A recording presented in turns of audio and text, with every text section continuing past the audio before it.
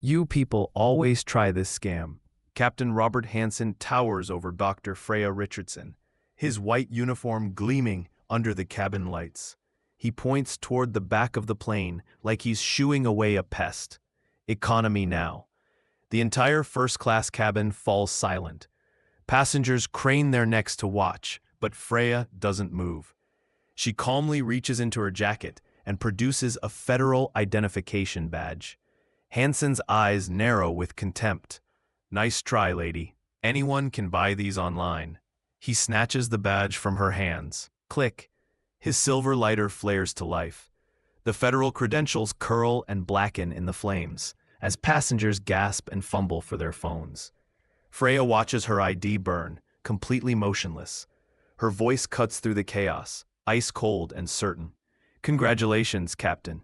You just destroyed federal property and committed a felony. Hansen's smirk falters. Something in her tone makes his blood run cold. Have you ever seen someone's world collapse in real time? 3 hours earlier, Dr. Freya Richardson had been reviewing classified briefing notes in her Washington, D.C. office. The nameplate on her mahogany desk read simply, Director. No need for anything more specific. Everyone who mattered knew exactly who she was. Her assistant knocked gently. Director Richardson, your car to Reagan National is ready. The congressional hearing tomorrow morning. I know, Freya replied, sliding the documents into her secured briefcase. Civil rights enforcement is about to get a lot more interesting. She had no idea how prophetic those words would be. At Hartsfield-Jackson Atlanta International, Freya moved through the terminal with the quiet confidence of someone accustomed to authority. Her navy blazer was understated but expensive. Her briefcase bore the subtle seal that only federal employees would recognize. She had learned long ago that projecting power was often about what you didn't show. At the gate, the blonde agent scrutinized Freya's first-class boarding pass for an unusually long time. This seems expensive for someone like you, the agent said, her voice dripping with false concern. Are you sure this isn't some kind of mistake? Maybe someone else's ticket? Freya's expression never changed.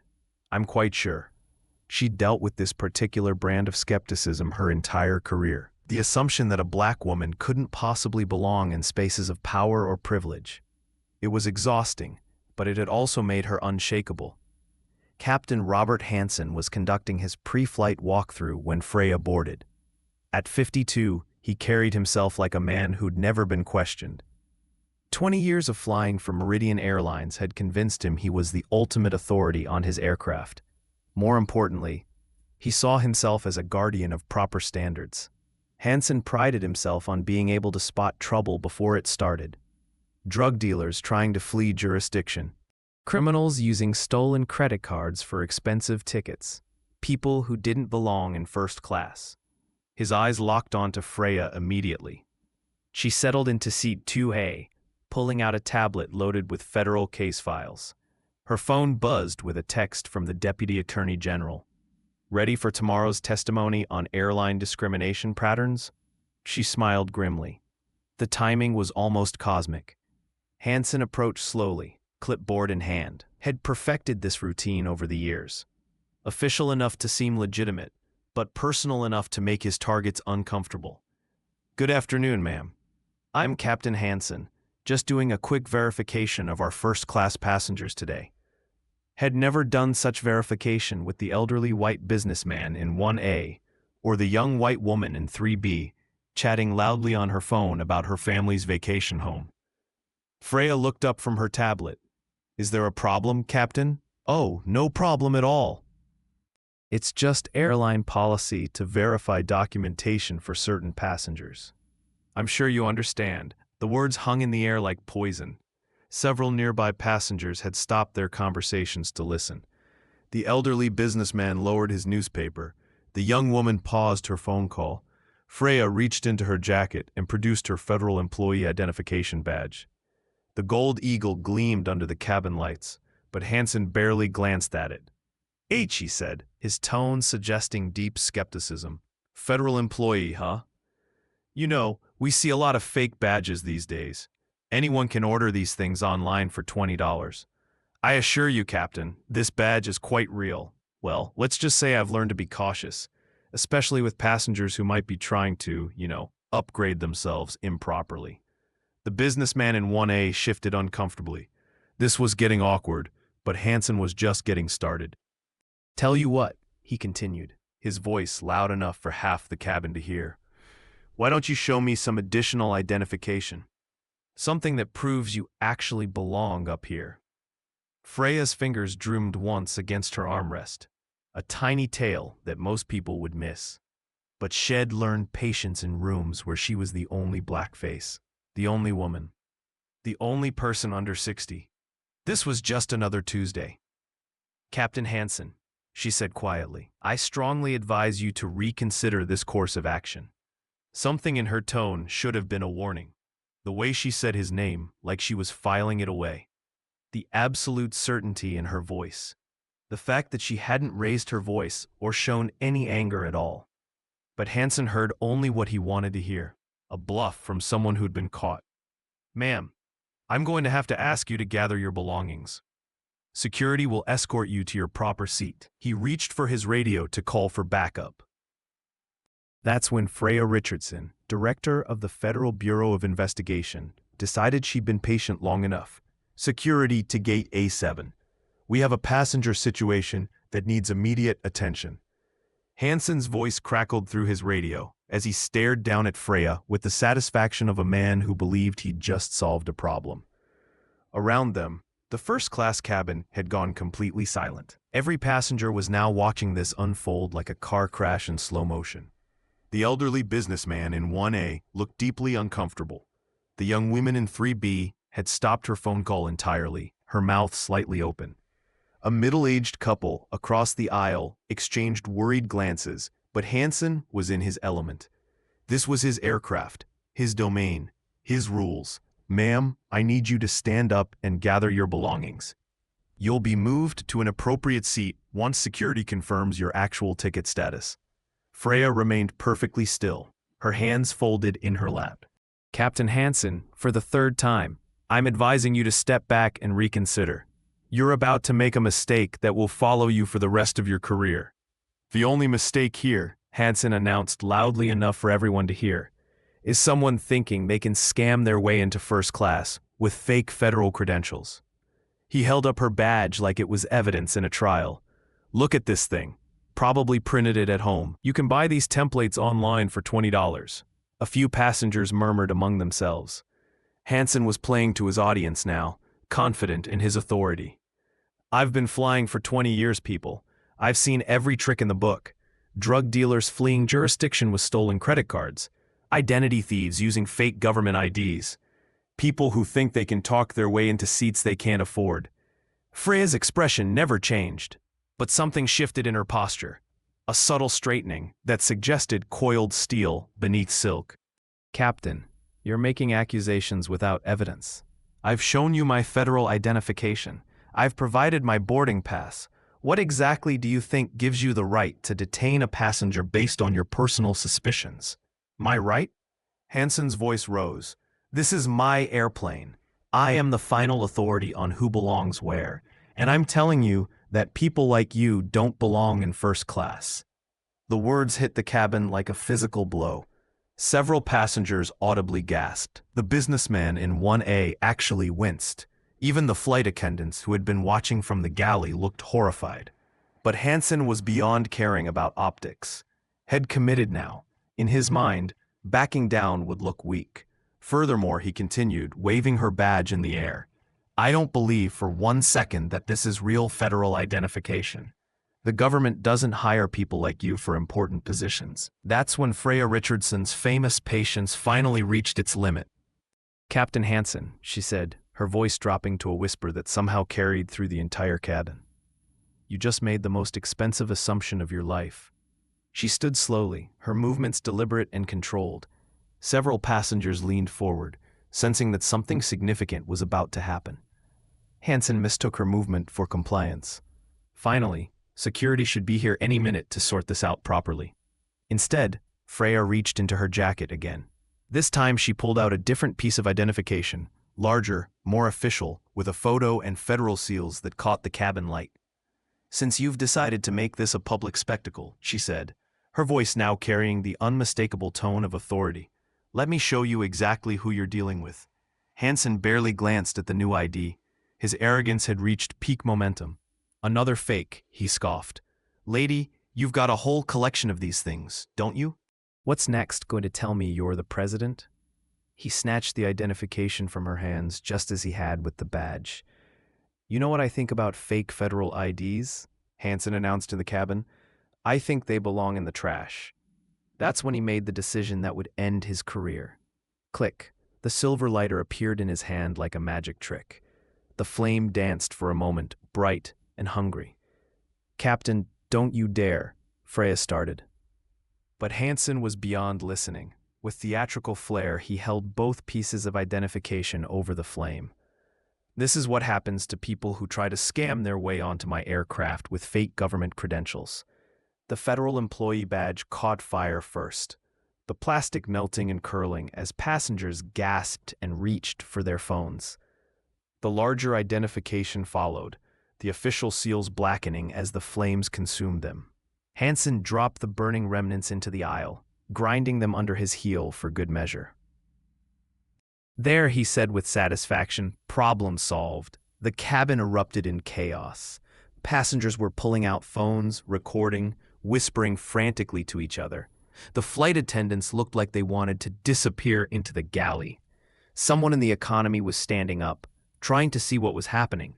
But Freya Richardson stood in the center of it all, like the eye of a hurricane, calm, controlled, terrifying in her composure.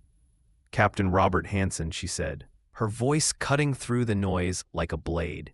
"Badge number 4471. Meridian Airlines Flight 447, September 6th, 2025, approximately 2:47 p.m. Hansen blinked. Why was she memorizing details? "You have just committed destruction of federal property, violation of civil rights under federal statute, and interference with a federal officer in the performance of her duties." "Her duties?" Hansen laughed. "Lady, whatever fantasy you're living in, it's over. Security is going to escort you off this plane, and you can explain your fake ID scam to the airport police." That's when the first security officer appeared at the aircraft door. Officer Martinez had been working airport security for 8 years. He'd seen every kind of passenger dispute imaginable: drunk travelers, medical emergencies, unruly passengers, documentation issues. But as he stepped onto the aircraft and saw the woman standing in first class, his entire demeanor changed. His eyes went wide. His hand instinctively moved toward his radio. His voice, when he spoke, carried a tone of shocked recognition. "Director Richardson." The words hit the cabin like a bomb. Hansen's confident expression faltered for the first time. "Director, what now?" Martinez was already removing his hat, his posture shifting to something approaching attention. "Ma'am, we received a call about a passenger disturbance, but I had no idea. What can I do for you?" Freya's voice remained perfectly level. "Officer Martinez, Captain Hansen has just destroyed my federal identification credentials and made several statements that I believe constitute civil rights violations. I need you to document this incident and contact FBI headquarters immediately." "FBI headquarters." Hansen's voice cracked slightly. "What are you talking about?" Martinez was already on his radio. "Control, this is Martinez. I need immediate supervisory response to Gate A7. We have a situation involving Director Richardson." "Director Richardson of what?" Hansen demanded, but his voice had lost its earlier confidence. The second security officer, Thompson, appeared behind Martinez. His reaction was identical. Instant recognition, immediate difference, barely concealed panic. "Ma'am," Thompson said, "we are so sorry about this incident. How can we assist you?" Hansen looked back and forth between the security officers, confusion and the first hints of genuine fear creeping into his expression. "Will someone please tell me what the hell is going on here?" he demanded. Freya reached into her jacket one more time. When her hand emerged, it held a badge case that she opened with deliberate slowness. The gold shield caught the cabin lights. The words Federal Bureau of Investigation gleamed in raised letters, and below that in smaller text that Hansen had to squint to read Director. The blood drained from Hansen's face so quickly that passengers later said they thought he might faint. Officer Daniel Martinez's radio crackled to life. All units be advised. We have the FBI director on scene. Repeat, FBI director on scene. Supervisors respond immediately. Hansen's mouth moved, but no sound came out. Around him, passengers were recording everything, their phones capturing the exact moment a man's world collapsed. Freya Richardson, director of the Federal Bureau of Investigation, looked directly into Hansen's eyes. "Captain," she said quietly, "you just burned the credentials of the person responsible for investigating civil rights violations in the aviation industry." Hansen's legs almost gave out. "Now," Freya continued, "would you like to explain to me why you felt comfortable making those assumptions about who I am and where I belong?" The next 30 minutes unfolded like a carefully choreographed dance of bureaucratic panic. Hansen stood frozen in the aisle, his mind struggling to process what had just happened. The confident pilot who had burned federal credentials was rapidly being replaced by a man who understood had just stepped into a legal minefield. "Director Richardson," he stammered, "I think there's been a misunderstanding. I was just following standard security protocols." Freya held up one hand, stopping him mid-sentence. "Captain Hansen, I advise you to remain silent. Anything you say from this point forward will be documented and potentially used in federal proceedings." Officer Daniel Martinez was speaking rapidly into his radio. "Airport Command, we need immediate response from legal TSA supervision and airline management. Priority 1 incident involving federal law enforcement." Within minutes, the aircraft became ground zero for a small army of officials. TSA supervisors arrived first, followed by airport police supervisors, then airline management representatives who looked like they'd rather be anywhere else on Earth. The passengers were buzzing with excitement and confusion. Phone cameras were everywhere, capturing every moment. The businessman in 1A was already posting on social media. "Holy, just watched an airline pilot burn an FBI director's badge. This is insane. Meridian Airlines name-barred FBI." The young woman in 3B had called her father, a lawyer. "Dad, you're not going to believe what I just witnessed. I think I just saw someone commit a federal crime." Within an hour, Meridian Airlines was trending on Twitter. Flight attendant Laura Carter approached cautiously. She'd been working for Meridian for 7 years and had witnessed Hansen's behavior toward passengers of color before. But she'd never seen anything like this. "Director Richardson," she said quietly, "on behalf of Meridian Airlines, I want to apologize for this incident. Is there anything we can do to make this right?" Freya's expression remained professional, but firm. "Miss Carter, I appreciate your concern. However, this matter is now beyond what the airline can simply apologize for. Captain Hansen has violated federal law." Airport Police Supervisor Williams had arrived and was trying to manage the chaos. He'd pulled Hansen aside for questioning, but the pilot seemed incapable of coherent responses. "I don't understand," Hansen kept repeating. "She looked like, how was I supposed to know?" "Was I supposed to know what, Captain?" Williams asked. That she really, Hansen's voice trailed off, as the magnitude of his assumptions became clear. Meanwhile, Meridian Airlines Corporate was experiencing its own meltdown. CEO Linda Walsh received the call while in a board meeting in Atlanta. "Ma'am, we have a situation." Her assistant's voice was tight with panic. "One of our pilots just destroyed the FBI director's identification credentials on Flight 447. Walsh actually dropped her phone. When she picked it up, her first words were, "Get our legal team on the phone immediately and cancel all my meetings for next week." The airline's crisis management team was activated within minutes. Internal emails flew back and forth as executives tried to understand how a routine flight had become a federal incident.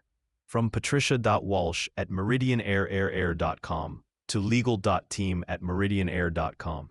Subject: urgent federal law enforcement, incident priority critical team.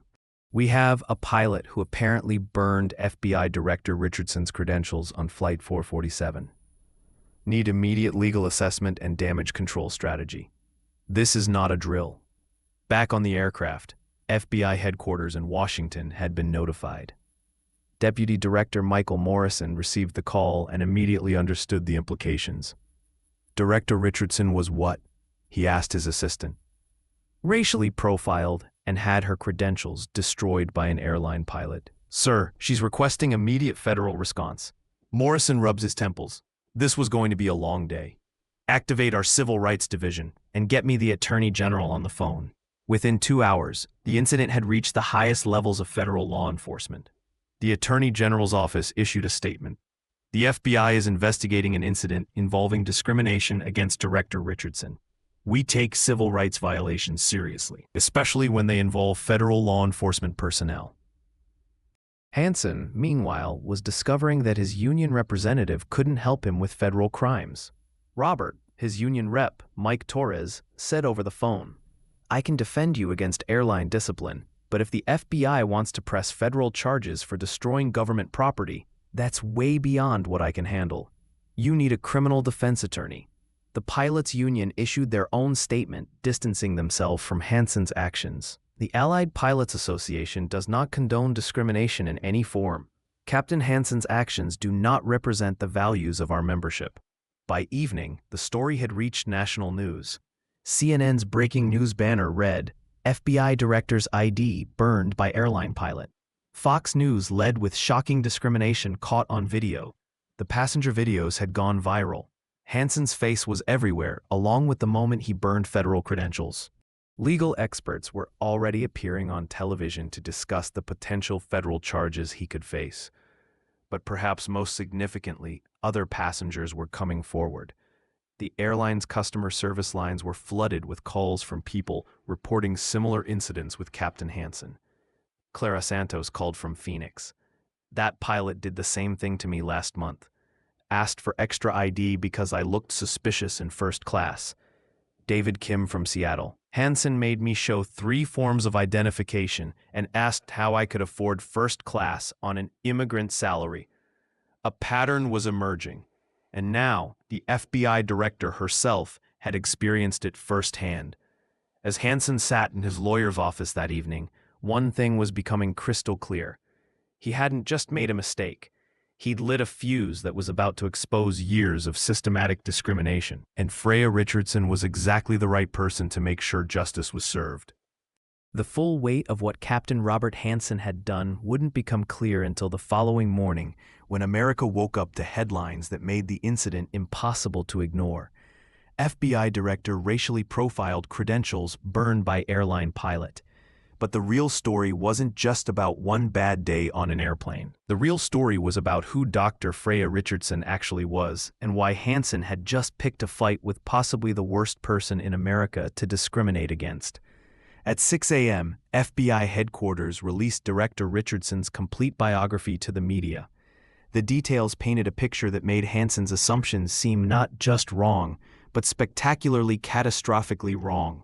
Dr. Freya Richardson, 45, had been appointed FBI director 18 months earlier by President Biden, making her only the second black woman to ever hold the position.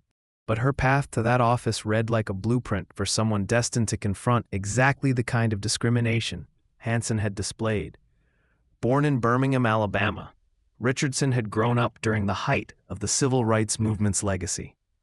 Her grandmother had been arrested during the Montgomery bus boycott. Her father had been one of the first black FBI agents in the 1970s, facing discrimination within the bureau that was only now being fully acknowledged and addressed. Richardson herself had graduated summa cum laude from Harvard Law School, where she was the first black woman to serve as editor-in-chief of the Harvard Law Review. She had spent 15 years as a federal prosecutor, specializing in civil rights cases. Her conviction rate in discrimination cases was 94%. But what made Hansen's actions truly ironic was Richardson's most recent assignment before becoming director. She had spent 3 years leading the Department of Justice's Civil Rights Division, where she had personally overseen investigations into discrimination in the transportation industry, including airlines. The badge that Hansen had so casually burned wasn't just any federal ID. It was a specially commissioned director's badge, one of only 12 in existence, personally engraved and presented during her swearing-in ceremony. The badge contained security features that took the Treasury Department 6 weeks to create. Destroying it wasn't just illegal. It was a federal crime, carrying a potential sentence of up to 5 years in prison. But the personal significance went deeper. That badge represented every barrier Richardson had broken, every assumption shed overcome, every person who had doubted whether a black woman belonged in positions of authority. CNN's legal analyst, Jeffrey Toobin, put it best during the morning broadcast. Captain Hansen didn't just burn an ID badge. He literally destroyed the symbol of one of the most powerful law enforcement positions in America, held by someone who has dedicated her career to fighting exactly the kind of discrimination he displayed. The irony was almost Shakespearean in its completeness. Richardson's colleagues at the FBI were stunned, but not entirely surprised. Deputy Director Morrison told reporters, "Director Richardson has always maintained that discrimination isn't just an abstract policy issue for her. Yesterday, she experienced firsthand what millions of Americans face every day." Agent Sarah Collins, who had worked with Richardson for 5 years, added, "What people don't understand about the director is that she's faced this kind of treatment her entire career. The difference is now she has the authority to do something about it, and that authority was considerable." As FBI director, Richardson oversaw 35,000 employees and a budget of $9.6 billion. She reported directly to the Attorney General and had jurisdiction over federal civil rights violations. Every discrimination case that crossed state lines, every pattern of civil rights violations by major corporations, every federal hate crime investigation, all of it ultimately landed on her desk. More specifically, the FBI's Civil Rights Division, which Richardson had expanded significantly since taking office, maintained active investigations into discrimination patterns in major American industries.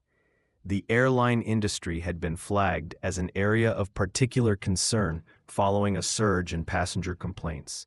In fact, just 2 weeks before the Hansen incident, Richardson had testified before Congress about exactly this issue, from her congressional testimony now being replayed on every news channel.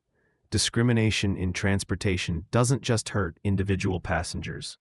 It reinforces systemic inequalities and sends a message about who belongs in American society and who doesn't. When airline personnel make assumptions about passengers based on race, they're not just violating company policy, they're violating federal civil rights law. The congressional hearing had been focused on whether federal authorities needed stronger tools to investigate transportation discrimination. Richardson had argued yes, requesting expanded authority and resources. Now she had a perfect case study. The burned badge itself was being analyzed by FBI forensic specialists, not for investigative purposes, but for symbolic ones. The charred remains were being preserved as evidence of the discrimination. Crime scene photos showed the melted plastic and metal fragments ground into the airplane carpet. Those fragments represent more than destroyed property. FBI forensics expert Dr. Thomas Carter explained to reporters, they represent an attack on federal authority and an attempt to humiliate a law enforcement official based on racial assumptions. But perhaps the most damaging revelation was Richardson's phone call from the morning of the flight. The conversation her assistant had referenced about the briefing tomorrow wasn't just any meeting. Richardson had been scheduled to deliver keynote remarks at the National Civil Rights Enforcement Conference, where she was planning to announce new federal initiatives to combat discrimination in the airline industry. Her prepared remarks, now being leaked to the media, included this passage.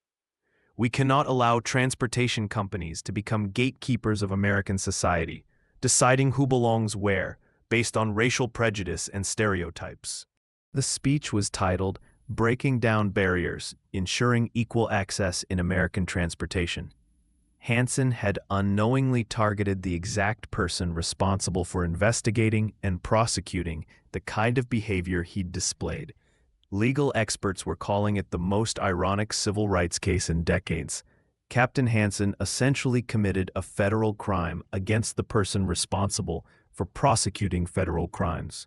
Harvard law professor Charles Ogilvie explained on MSNBC, "It's like robbing the bank, where the police chief does her banking while she's standing in line behind you." The badge Hansen burned had been personally presented to Richardson by President Biden during her swearing-in ceremony. The president himself issued a statement. "Director Richardson has my complete confidence and support. The discrimination she experienced yesterday is exactly why we need strong federal civil rights enforcement." As the scope of Richardson's background became clear, Hansen's earlier comments took on an even more damaging tone. His statement that the government doesn't hire people like you for important positions was now being played alongside footage of Richardson being sworn in as head of the nation's premier law enforcement agency. The contrast was devastating. By noon, Meridian Airlines stock had dropped 12%. Legal experts were predicting federal lawsuits that could cost the company tens of millions of dollars. The airline's board was reportedly holding emergency sessions to discuss Hansen's immediate termination and the company's liability exposure. But for Hansen himself, the personal implications were only beginning to become clear. He hadn't just insulted a passenger. He hadn't just destroyed federal property. He had committed a federal crime against the person with the authority, resources, and personal motivation to ensure he faced the full consequences of his actions. And Director Freya Richardson had a 94% conviction rate. The FBI's investigation into the Hansen incident began at 8:00 a.m. the following morning, exactly 12 hours after the last passenger had disembarked from Flight 447. But this wasn't going to be just another civil rights case buried in bureaucratic paperwork. This was personal for every agent involved. Director Richardson had recused herself from direct involvement as required by federal guidelines when a law enforcement official is personally involved in an incident. But Deputy Director Michael Morrison, who took the lead, understood exactly what was at stake. "This isn't about revenge," Morrison told the investigative team during their first briefing. "This is about setting a precedent. If someone can publicly burn the FBI director's credentials and face no consequences, what message does that send about federal authority?" The team assembled for the investigation read like an all-star roster of civil rights enforcement. Agent Patricia Williams, who had successfully prosecuted 3 major airline discrimination cases. Agent Tavis Carter, whose specialty was pattern discrimination investigations. Agent Sarah Martinez, fresh off a major victory against a hotel chain that had systematically discriminated against minority guests. They had 48 hours to build an airtight case. The evidence collection began immediately. The burned badge fragments were already in FBI custody, but the team needed more, much more. Agent Williams started with the passenger video footage. Within hours, she had collected 17 different cell phone recordings of the incident, each showing Hansen's actions from multiple angles. The quality was remarkably clear. Hansen's voice saying, "People like you don't belong in first class," was audible on every recording. But it was what happened next that made the legal case ironclad. Agent Carter discovered that Flight 447's cabin audio system had recorded everything. The digital recording captured not just Hansen's discriminatory comments, but also his dismissive statements about federal badges and his deliberate destruction of government property. "You can hear the lighter clicking," Carter reported to Morrison. "You can hear Director Richardson warning him that he's committing a federal crime. And you can hear him laughing and saying he doesn't care because the badges are fake." The evidence was devastating. But the investigation was just getting started. Meanwhile, Meridian Airlines was conducting its own internal investigation, and what they found made their corporate lawyers seriously consider early retirement. Captain Robert Hansen's personnel file revealed a pattern of passenger complaints stretching back over 5 years. The airline's internal complaint database showed 14 separate incidents where passengers had accused Hansen of discriminatory treatment. Clara Santos, October 2023. "Captain Hansen questioned my right to be in first class and demanded additional identification. When I provided my American Express Centurion card, he said people like me probably stole it. David Kim, March 2024. Hansen asked me 3 times how I could afford first-class tickets and suggested I might be more comfortable in the back of the plane. Marcus, Washington, June 2024. The captain told me I looked suspicious and had security search my carry-on bag twice. Other passengers weren't subjected to any additional screening. Elena Rodriguez, August 2024. Hansen made comments about immigrants taking seats away from real Americans and questioned whether my travel documents were legitimate. Each complaint had been filed with Meridian's Human Resources Department. Each complaint had been dismissed as a misunderstanding or passenger sensitivity. Hansen had never faced disciplinary action. In fact, he'd received a commendation for maintaining high security standards just 6 months earlier. Meridian's legal team was panicking. The pattern of complaints combined with the company's failure to address them created massive liability exposure under federal civil rights laws. We have documentation proving the airline knew Hansen was engaging in discriminatory behavior and chose to ignore it, FBI agent Williams explained to Morrison. That's not just negligence. That's willful indifference to civil rights violations. The investigation expanded beyond Hansen to examine Meridian Airlines' corporate policies and training programs. What they found was a systematic failure to address discrimination complaints. Internal emails obtained through federal subpoena painted a damning picture, from legal department at Meridian.com to HR director at MeridianAir.com. Subject: passenger complaint Hansen. Date: March 15, 2024. Recommend we handle this quietly. The customer is probably just looking for compensation. Hansen's a good pilot. These diversity complaints are getting out of hand. From fleet.mmanager@meridianairira.com to ceo.walsh@meridianairira.com. Subject: pilot training costs. Date: July 22, 2024. Bias training is expensive and pilots are pushing back. Recommend we focus on safety training only. Customer complaints can be handled case by case. The emails revealed a corporate culture that prioritized protecting employees over addressing discrimination, even when that discrimination was repeatedly documented. But the FBI investigation uncovered something even more damaging. Hansen wasn't the only Meridian pilot with discrimination complaints. A comprehensive review of passenger complaints revealed a pattern across the airline's pilot corps. 43 active pilots had multiple discrimination complaints in their files. The vast majority of complaints came from passengers of color who had been questioned about their right to fly first class. The investigation had uncovered systematic discrimination at one of America's major airlines. 3 days into the investigation, Agent Williams sat down with Hansen for his formal FBI interview. His lawyer, criminal defense attorney Robert Sterling, had advised him to remain silent, but Hansen was desperate to explain himself. "I want to be clear about something," Hansen began, ignoring his lawyer's visible frustration. "I never intended to discriminate against anyone. I was just doing my job." "Your job requires you to burn passengers' federal identification?" Agent Williams asked. "No, that's not. I thought it was fake. She didn't look like someone who would have real government credentials." "What does someone with government credentials look like, Captain Hansen?" The question hung in the air. Hansen's lawyer placed a restraining hand on his client's arm, but Hansen continued. "You know what I mean. Professional? Official? She didn't fit the profile." "What profile is that?"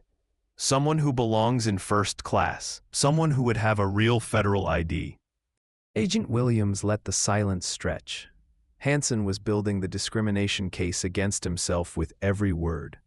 "Captain Hansen, during your 20 years of flying, have you ever questioned the credentials of white passengers in first class?" "That's different." "How is it different?" Hansen's lawyer finally intervened. "My client won't be answering any more questions." But Hansen had already said enough. His own words had confirmed exactly what the evidence suggested. He had targeted Director Richardson because of her race, not because of any legitimate security concern. The investigation's scope continued to expand. The FBI's Civil Rights Division launched a comprehensive review of discrimination complaints across the entire airline industry. What they found was shocking. Industry-wide data showed that passengers of color were 340% more likely to be questioned about their right to fly in premium cabin classes. They were 280% more likely to have their identification scrutinized by flight crews, and they were 450% more likely to be removed from flights for security concerns that were later determined to be unfounded. The Hansen incident wasn't an isolated case of one bad pilot. It was symptomatic of industry-wide discrimination that had been largely ignored by airlines and regulators. FBI Director Richardson, while recused from the investigation, was monitoring the progress closely.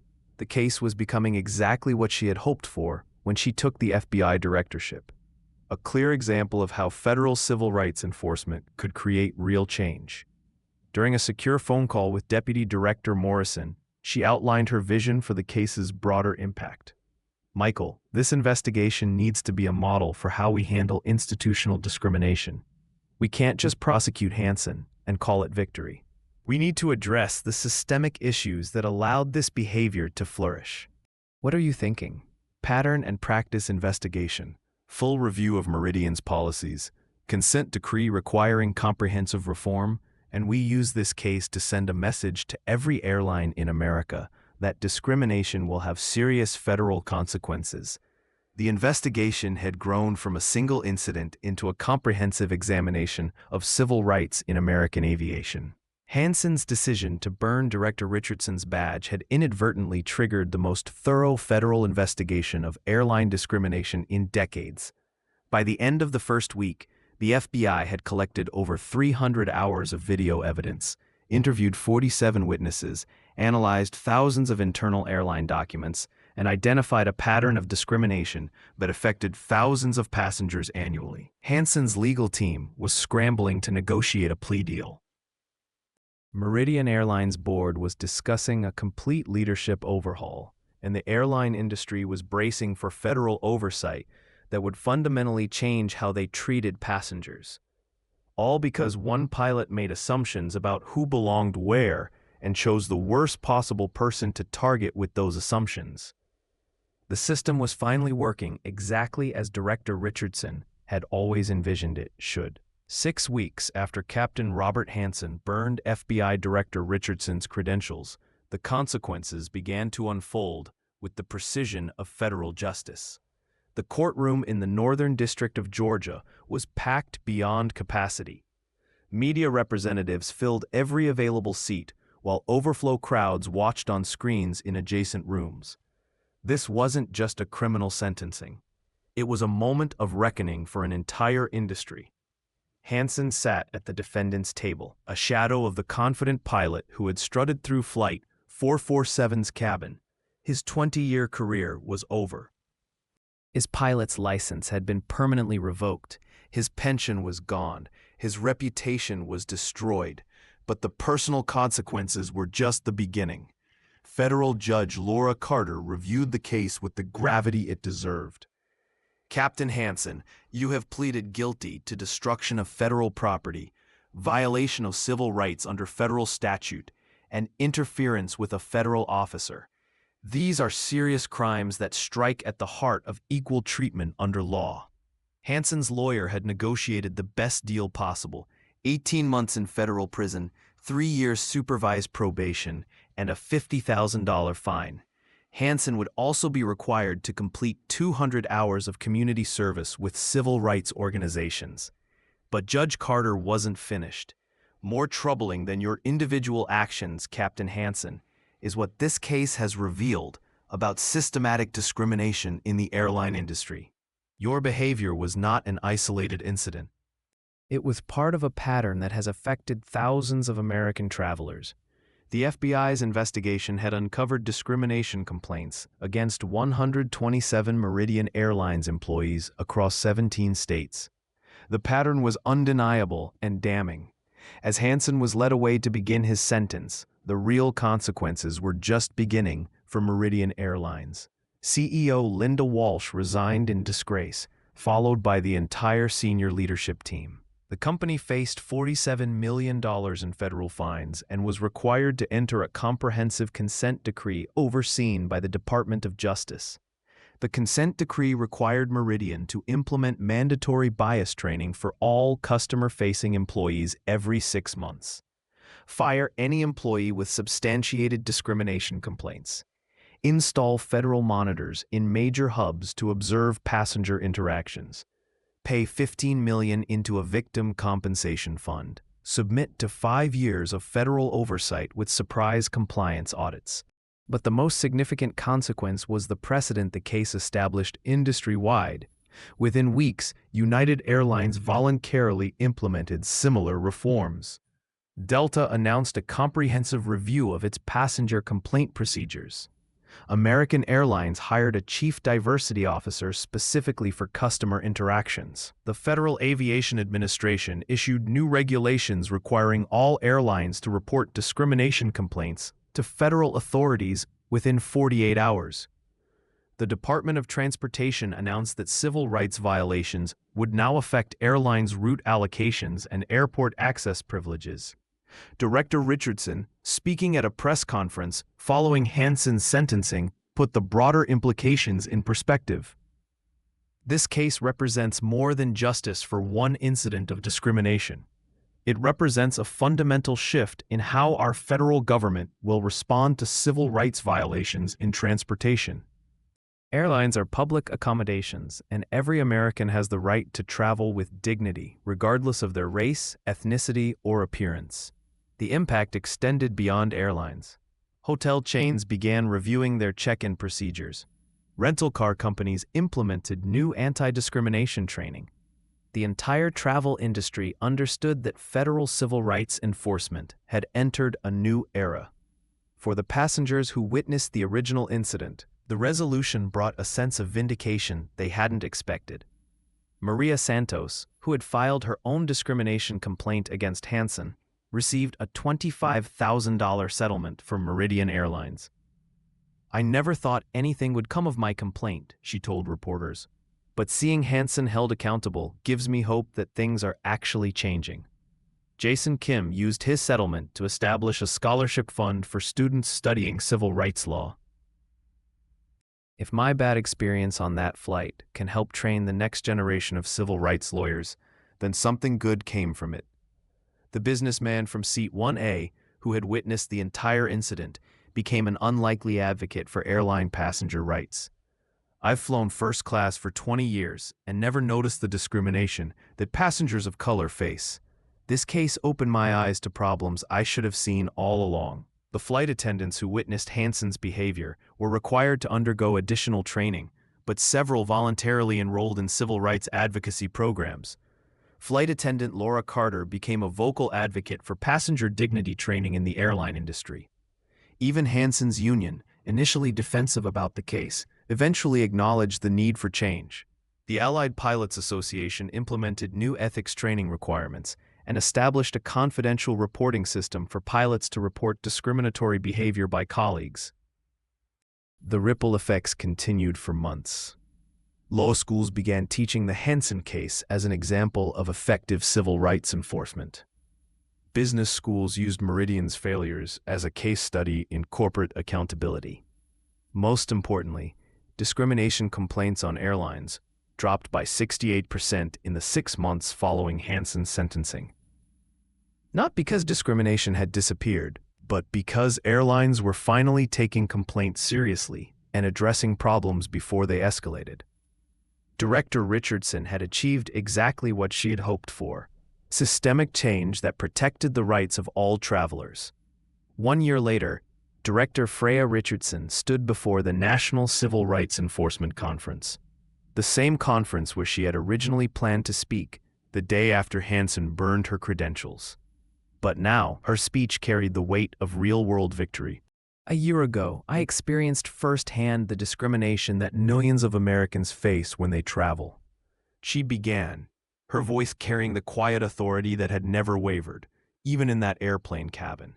"Today, I can report that our response to that incident has created measurable change across the transportation industry." The statistics were remarkable. Airline discrimination complaints had dropped by 73% nationwide. More importantly, the complaints that were filed were being investigated promptly and resolved fairly. The federal monitoring system had identified and corrected discriminatory practices before they became patterns of abuse. Captain Robert Hansen had served his sentence and was working as a dispatcher for a small logistics company in rural Georgia. As part of his probation requirements, he spoke regularly at diversity training sessions, sharing his story as a cautionary tale about the consequences of unconscious bias.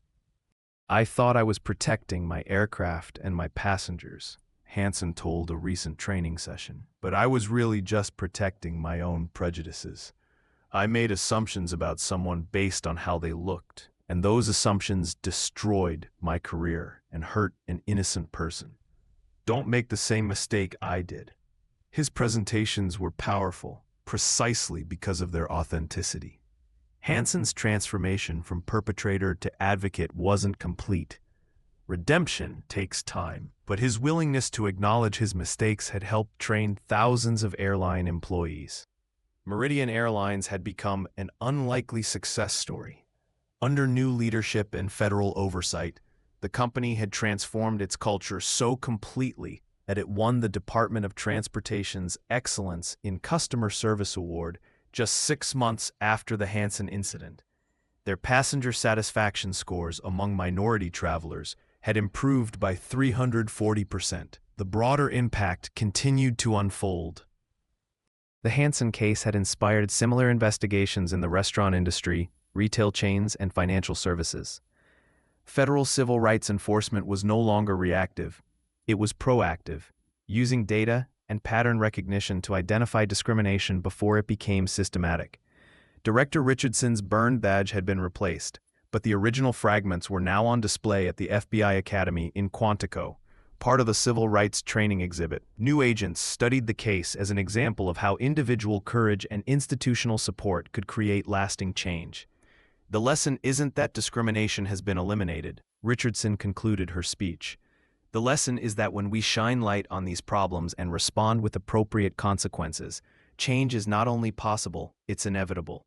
But perhaps the most meaningful change was personal. Richardson had used her experience to strengthen her resolve and sharpen her focus on civil rights enforcement. The incident that was meant to humiliate her had instead empowered her to create the kind of systematic change she'd always envisioned. The system had worked, justice had been served, and every American who traveled could do so with a little more dignity because one woman refused to accept discrimination silently. What assumptions do you make about people when you see them in spaces where you think they don't belong? Have you ever witnessed discrimination and wondered whether speaking up would make a difference? The Hansen case proves that individual courage, combined with institutional accountability, can create real change. Share your thoughts in the comments below. If this story inspired you to think differently about discrimination and justice, like and subscribe for more stories about courage, accountability, and the ongoing fight for civil rights. Together, we can build a society where everyone is treated with the dignity they deserve. One story, one stand, one person at a time. Because sometimes the most powerful response to prejudice is simply refusing to accept